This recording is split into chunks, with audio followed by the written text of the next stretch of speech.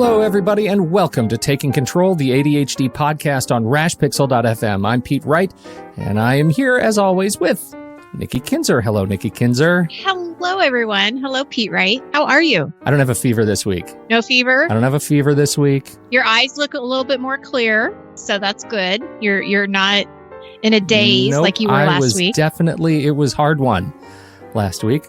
But then I immediately went to Las Vegas, which was... Could be good or bad. It was like having a fever. Yeah, like having a fever. That's okay. I made it.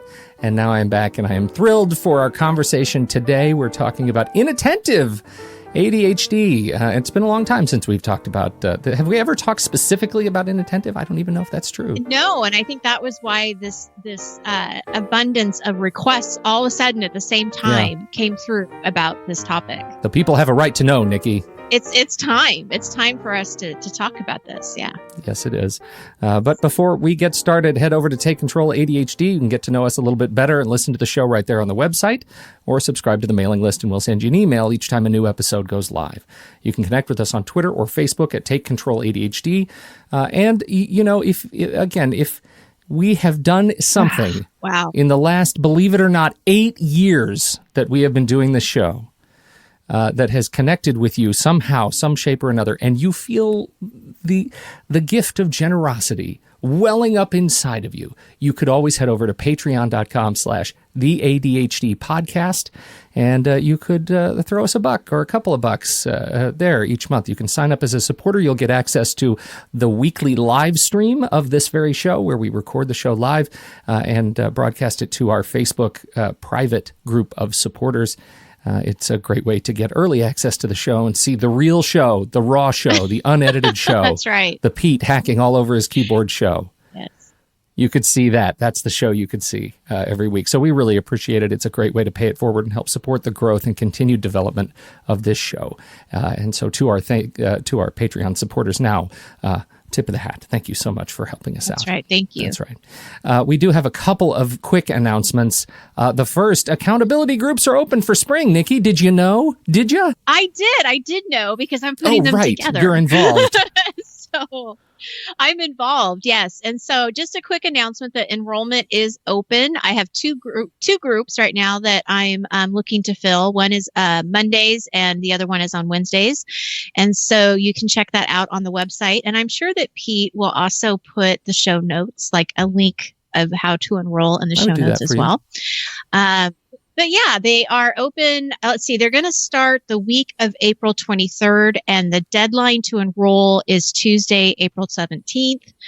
So we want to make sure that if you are interested in joining a small group, to enroll before then. And I keep them small. So the groups are only 5 people each. So if you are interested in this, come, hurry up, enroll. That's it. Your list, or your name on the list. Link in the show notes. And I think, everything we've heard about these accountability groups from people who are part of them is that they're great. That it's a whole different kind of coaching. Great. They're fun. Yeah.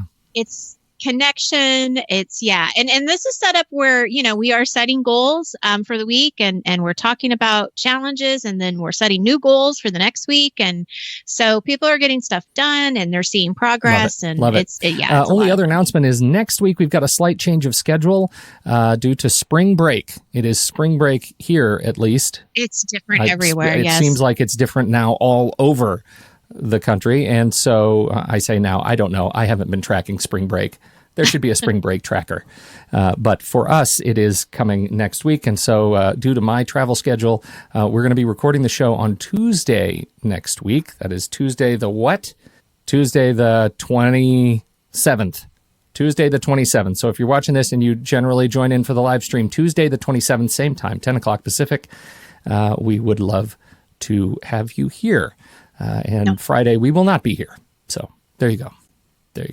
All right. Let's do this show, Nikki, shall we? We have a guest. I'm so excited about this.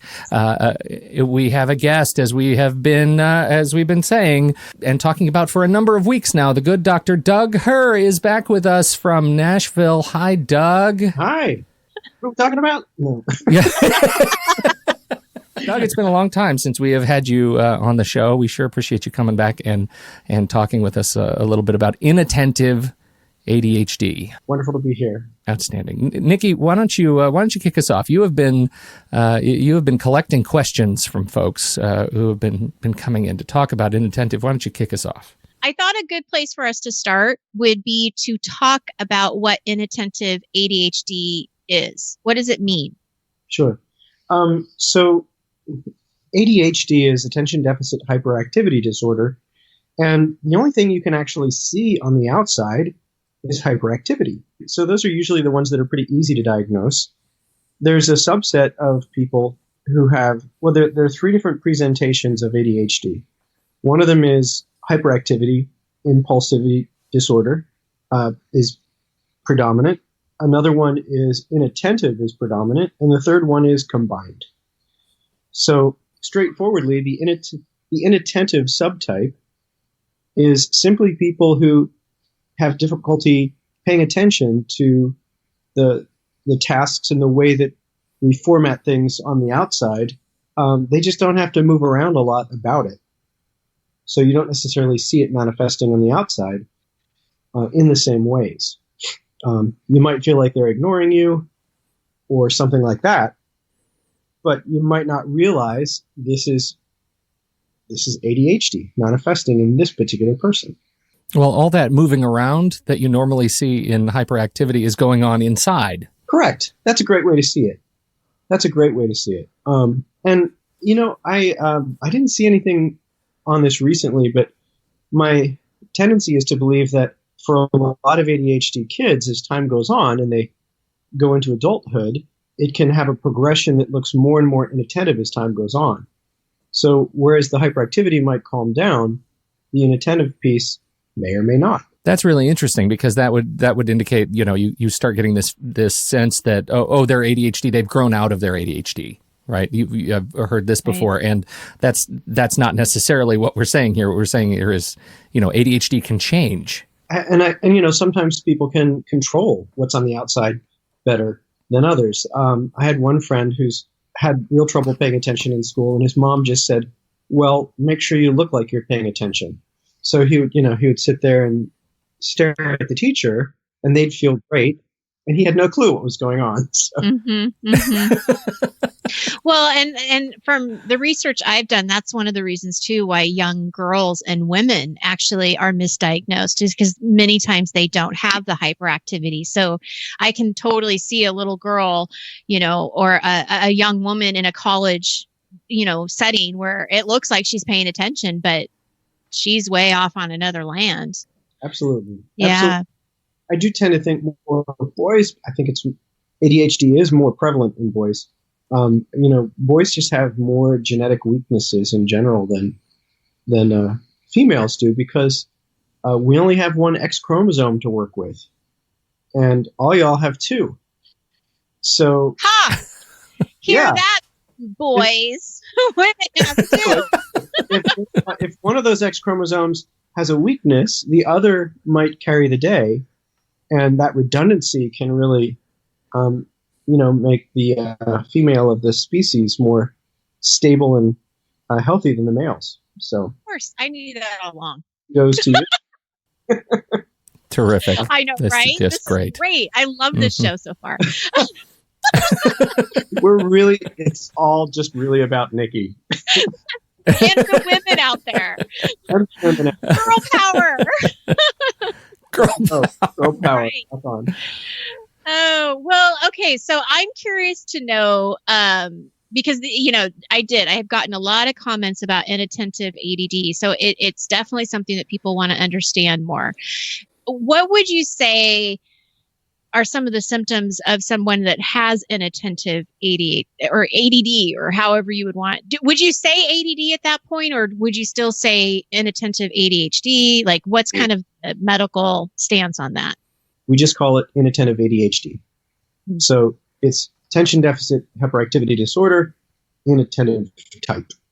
Inattentive type. Okay. Yeah. So now we have all the jargon figured out. They're basically saying it's the same thing showing up different ways. So I really liked one thing I read. By the way, if you guys are not familiar with attitude.com, instead of ATT, it's ADD, etude. And I see you nodding your head, Nikki. I really liked lots of good stuff on there. And an interest-based nervous system, I thought was really a fascinating way to look at what is ADHD. I was just going through the symptoms. They say it different ways. Like, it often has difficulty sustaining attention. This is from the perspective of someone on the outside. I mean, as Pete pointed out, right? I mean, there's a lot going on in there. You might be paying attention really deftly to a lot of things that have nothing to do with stuff on the outside. Often fails to give close attention to details or makes careless mistakes. This one I really have problems with, because careless to me is imputing a motive, right? Or a lack of motive, a lack of, and I'm like, no, that really irks me because it's not someone not caring. And this is the definition, right? This is our definition. It appears to be careless mistakes on the outside. I get that. I just think it's unfortunate to language it that way. It's an inattentive mistake. It has nothing to do with the person not caring. That's a good point. It's really important that we understand that we, from the inside, look at our intentions and our motives, and people on the outside look at our behavior. You can't judge someone's intentions from the behavior you see, and I think especially someone who has ADHD. You know, you can make up a story that they just don't care about this important thing, but that is often a gross misrepresentation of the truth. Well, it also that's another. You know, you also hear this. Oh, they're bored or they're daydreaming or something else. All of that language is coming from the outside, right? I mean, how do you know I'm daydreaming? How do you know I'm not solving the world's water problem? You know, just because you can't see it, you can't see what I'm actually doing. Right, and this is a really I think important piece too. That daydreaming. All that says is something's going on inside that we on the outside aren't aware of. But daydreaming tends to put a value on it that says, well, you know, you're basically asleep in there. Yeah. Right. This isn't really fair. I feel like I want to advocate for, you know, people who are living a different life than someone who's neurotypical, right? And yeah, you could be solving the world's water problem or doing calculus or any number of things. Well, let's talk then as we continue kind of moving through these questions. Let's talk a little bit about, you know, I'll say the word treatment, but I know that's not necessarily always the right word. Treatment for inattentive type ADHD. Navigating. Yeah, navigating. Yeah, how do we navigate through inattentive ADHD? So I will say that I tried everything, and our culture is we believe in pills so much. So I do think we need to kind of deal with that.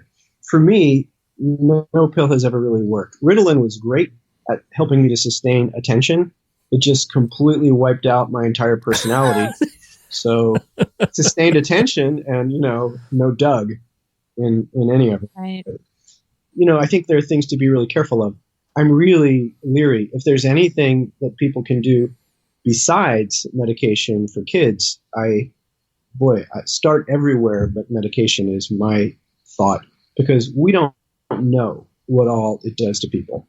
But when you change someone's brain chemistry at a really young age, I don't believe companies are all forthright and have our best interests at heart. I think they're selling a product and they want to promote it as being as good as possible. And long-term problems may be happening that we still don't know about.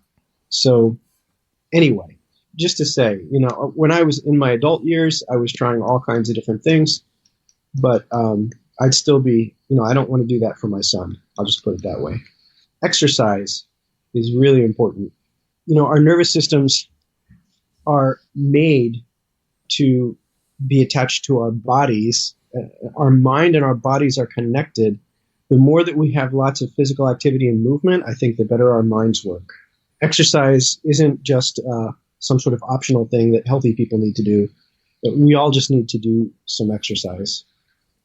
Right. Well, and I think you bring up a good point that it's really, if we can look at it as It's just not optional. I mean, it's just something that we need to do to take care of ourselves, just like brushing our teeth, just like taking a shower every day. I mean, it does kind of shift that. And something that somebody said to me the other day that I just absolutely loved is she doesn't use the word exercise anymore. She uses the word movement. She's just increasing movement. No, I hate exercise. I just want to move my body. Just move. Right, right. I just have to move my body. To get some I movement. have to move my body. Yeah. That's fantastic. Along with that, I want to plug again for meditation. We don't have any idea what the limits are yet of what you can achieve through meditation. I want to suggest, mindfulness. I always have people start with Insight Timer, which is a free app you can get. If you go to the section, there's a little button across the bottom that has headphones. And what that is a bunch of lectures and guided meditations. Tara Brach, if you put in her name, just Tara, the first thing that comes up is Vipassana. And it's just a great place to begin learning about what is meditation, how does it work. If you have the experience that it's helpful to you, that's, in my mind, much more important than trying to figure out why. Right? Oh, right. Yeah, I agree. The more that we can use tools effectively, that's something I would definitely encourage people to do, starting with mindfulness and then moving also into self-compassion, because in order to, get over some of the self-esteem issues that people generate along the way in our culture, and especially, as relates to ADD, when you realize how frustrating it can be. I don't know. I have so many stories. I was actually thinking about, this podcast last week, and I was teaching a small group of doctors. During that, I just started to notice things that were kind of ADD about me and frustrating. Like, I got some coffee, and the first thing I did was spill it on myself because I wasn't paying attention, right? Right. And then I lost my pen. That checks out. Right. So I lose my pen. I'm looking all around the table, grab a pen, find a pen, and then I look, and right there in front of me is my pen. Right. Now I have... How did it get there? Yeah. And how did it hide so effectively?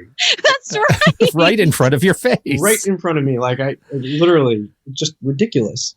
So, it can be really frustrating to have these kind of experiences over and over and over again. And rather than imagine that that's all going to stop and change because you finally get your act together, to learn how to have self-compassion is a much better strategy because it's not going to change. The one comforting thought, I think, is that our brains really aren't made to constantly pay attention, no matter what the crowd is, how well educated or brilliant they may be. On the average, our minds are wandering 50% of the time. Paying attention is a very effortful thing. And the fact that, 5 to 10% of us are more off the end of our attention tends to wander more than other people's. I don't like the idea of pathologizing us. I just think it's important to remember we're not the only ones. People's minds are wandering all the time. It's high caloric activity, right? There's a high calorie burn to focus. Like your brain weighs about 3% of your body weight, and it uses 20 to 25% of the calories. And if it can take that task of focusing and drop it down into the lower parts of the brain, now it's much more efficient. But if you have to focus, if you're, and I'm pointing to this medial prefrontal cortex because that's where it happens. When you're focusing really intensely, it is massively expensive in terms of calories. Mm-hmm. Yeah, that's one of it's the experience, right? When I find I have to work hard to focus, to attend to some subject matter, to learn something new, to work on a project at the cost of not working on something else for a client. Like I find myself, even when I'm standing here at my desk or sitting at a table, I find myself exhausted at the end of the experience. I am just physically exhausted. And I think that's what you're saying, Mental work is in fact work. I work with clients all the time about not, being kinder to yourself, giving yourself grace. And what would you say to your best friend if this happened to them? Or, you wouldn't say the same things to your daughter or your son or your husband or spouse, and so giving yourself that same kind of grace and acceptance that this is just, it happens and that's okay. And you move on. And I love how you said before, you don't have to ask the why. You just, you keep going forward. And I think that's a big part of it, of accepting that and then being able to move forward with these tools and not feeling bad about it. I like these notions more than the notion of treatment, because the truth is everybody needs to exercise. And just because it helps your attentional capacity, that doesn't mean that it's a treatment per se, like you have a disease. Mm-hmm. I like to stay as far away from that kind of thinking as possible. The only exception is if you need to go in and get medication. For some people, that's just a lifesaver, and that's fantastic. For me, organizing my stuff is just Waterloo. Yeah. It's not fun at all, and I used to work so hard. Here's an embarrassing moment, just to fold laundry. For whatever reason, it was so hard for me that I would literally, fold a basket or two of laundry and then take a 2-hour nap. It was just that hard. It's that hard. Well, that actually gets into one of the questions that we had, which is, when you have inattentive, how do you muster that motivation to actually get things done? Not even just, like you say, the little things like folding laundry, which in your brain seem like very, very big things. Doing the dishes. Doing the dishes, all of the things, right? So, dishes. Where do you find that motivation? Well, first of all, I think part of it is to realize you're not going to sustain attention the way other people are. And if you do, it's because you trained yourself really effectively to do so. So my first thought is, if you have a task you need to get done, you have an hour and you need to do the dishes or do your laundry or whatever, I would start out by setting up, if this is something that your soul just writhes when you try and do this, you could set up to work on it for 5 minutes, take a break for 10 minutes. And that's really remedial. The next level up would be work on it for 10 minutes and take a break for 5. Mm-hmm. You do not reward yourself for what you accomplish. You reward yourself for taking the time to work on it. Oh, boy. Oh, that's Can you really say that big, again? right? Because that's huge. This is one of my lifesaver. So a story about this is I was hugely behind in my paperwork early in my career, in my graduate training. I was very behind on paperwork for patients because I hated trying to write about patients as though I was reducing our hour-long conversation into 4 sentences on a legal document. It just made me crazy because it seems so dehumanizing. This person is a human being and I'm getting to know them, and I have to write about their psychotic symptoms and their brain disorder, whatever. So I get way behind. And I did 2 things. One is I went into the clinic that I was working at on a Saturday when no one is there. Mm-hmm. So I was there with incredibly low stimulation. 2 is I would work on the progress note, is what it's called, legal form. I'd work on the progress note for 10 minutes and I'd take a 5-minute break. And the key there is that I would reward myself with a 5-minute break for each 10-minute period that I put in, regardless of what I got done. I reward myself for the time invested, not for the progress made. Because what you're saying is that the time you put in is the activity that's worth reward, exactly. Right? That's like just finishing a progress note is an outcome that, maybe neurotypical, if you're truly neurotypical, you can reward yourself for volume of widgets accomplished, right? The other piece of this is if I look at a big pile of progress notes that aren't done yet and need to get done, I'm going to collapse internally. Oh, sure. Yeah. I'm going to feel overwhelmed because I don't know how long it's going to take me to get one of those done. And it just, I mean, I'm stronger today, but I was a full-fledged in my late 30s adult when I was doing this stuff, and it was just overwhelming. I think it was one of the characteristics of ADHD people, they say, is rejection sensitivity or emotional hyperarousal. So I would feel really overwhelmed by, looking at this and feeling like a failure and feeling like a fraud, because if I'm going to be a doctor, this is one of those things I need to do, and that's true. But anyway, when I just said, if I work for 10 minutes, that's progress. It felt good to know have that 5 minutes. I worked 10 minutes.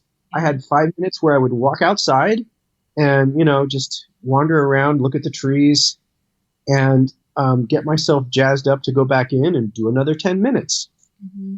So This goes into something we were talking about on another show, the practicality of and the sort of the rescue you can feel from breaking down tasks into different kinds of velocity. I talked about this, a set of graphics I had to do that was just huge and daunting, but when I added them to my task list in, just do one graphic today, once I check that off, that feels like an enormous accomplishment. It's not do 140 graphics. It's just do the one I can wrap my head around and then move on from it. Schedule something after it. Like do something to free myself from that activity. Absolutely. And what I'm saying is one step still different than that, which is if I have half an hour and I can focus for half an hour, then that's what I'm... Celebrate that. Yeah. Whether I get the graphic done or not, I'm a half hour closer. You bet. That's exactly right. Yeah. We are running so tight on time, Doug. I know you have somebody who's going to be there soon, and we have so many more questions. Can we just do a little bit of a rapid fire and just have you respond to some of these questions? Is that okay, Nikki? Yeah, absolutely. I'm going to let you do it. Public knowledge of inattentive type is especially low. As a parent prepping for an IEP meeting and anticipating resistance, I could use a few tips for explaining inattentive type and useful accommodations. How would you bullet that out for administrative types and special ed types who are, when you're anticipating resistance? Well, and I guess from an adult perspective too, how do you handle stigma and judgment when it comes to accommodations for adults in a professional setting? Well, I think for a lot of adults, the biggest stigma and judgment is from within. Hopefully you're dealing with people who have a little bit of grace. Hopefully you're able to manage yourself well enough that you're really doing things that are typical. You just might do them more often than other people, the kind of mistakes that you make. If it becomes too pronounced, then, you probably need to have conversations where you just own, hey, this is part of my style, and, creating accommodations for yourself in the professional relationships that you have and in the personal relationships that you have, to make sure that the other person understands the particular difficulties you're dealing with, doesn't take your behavior personally, right? Because if you don't tell them, they're going to make up a story and it's not going to be a pleasant one, right? Almost nobody makes up a really positive story about a bad experience. In terms of the resistance in the institution, I think to go in, first of all, armed with, you can Google this and get that symptom list for inattentive.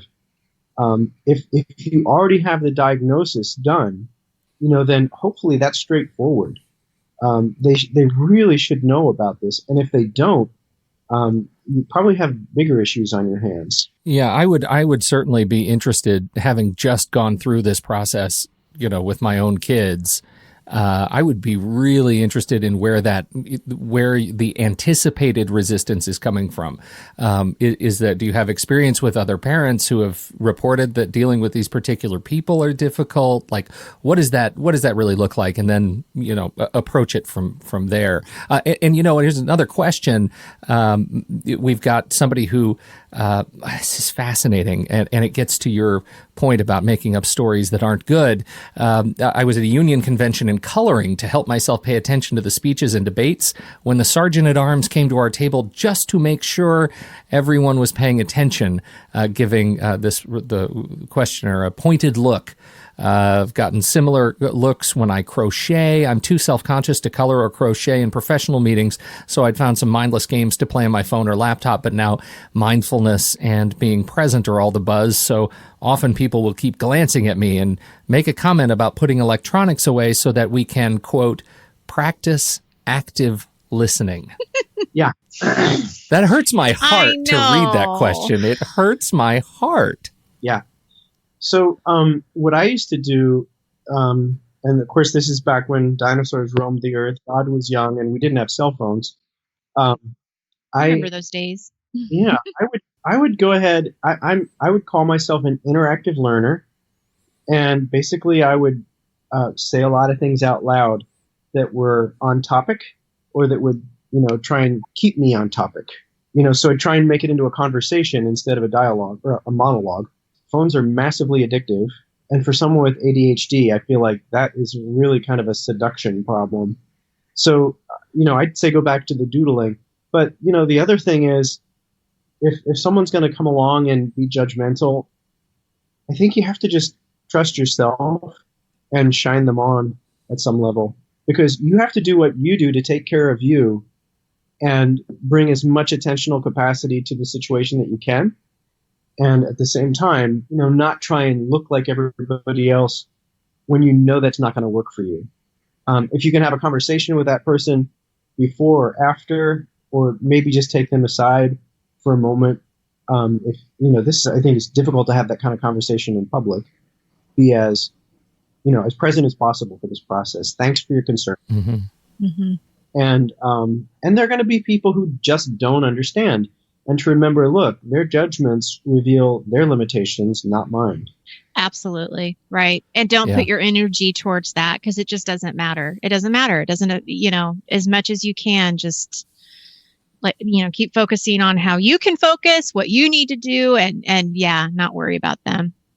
Well, and, sometimes you do need to tell them, because, maybe their judgments are their business, but if they have to make decisions about your participation, mm-hmm. and they're going to exclude you because they feel like you're not interested, I think to say, hey, I'm very interested.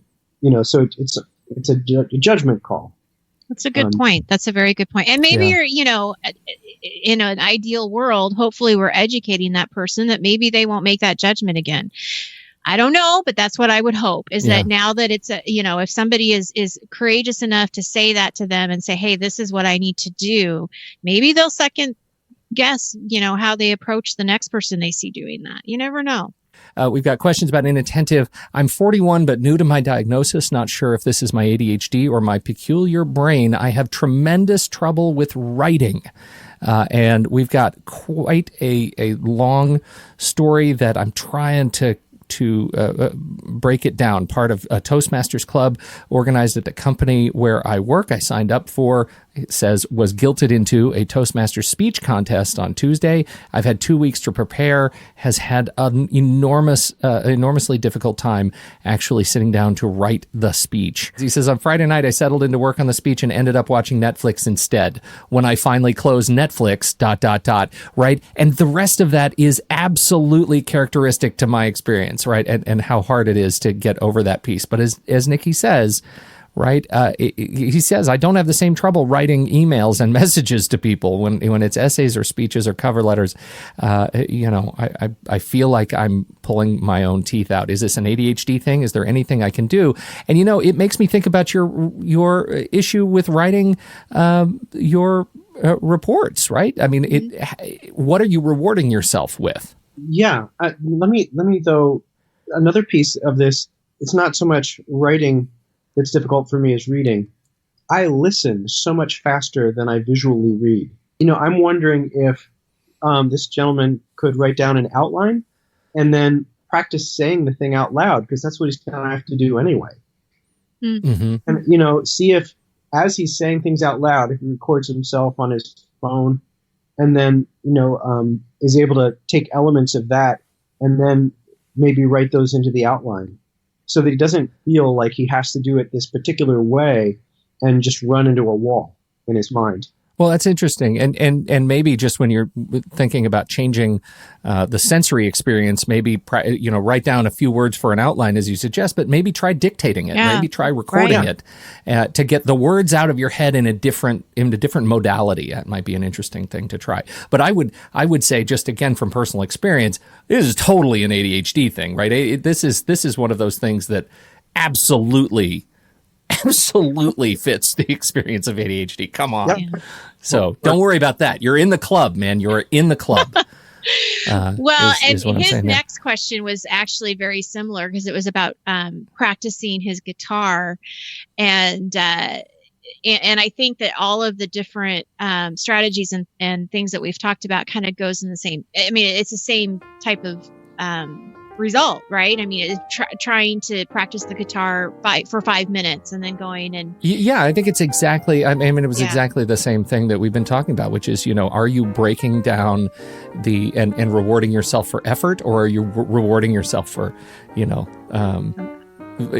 for some sort of an outcome? And I think Yeah.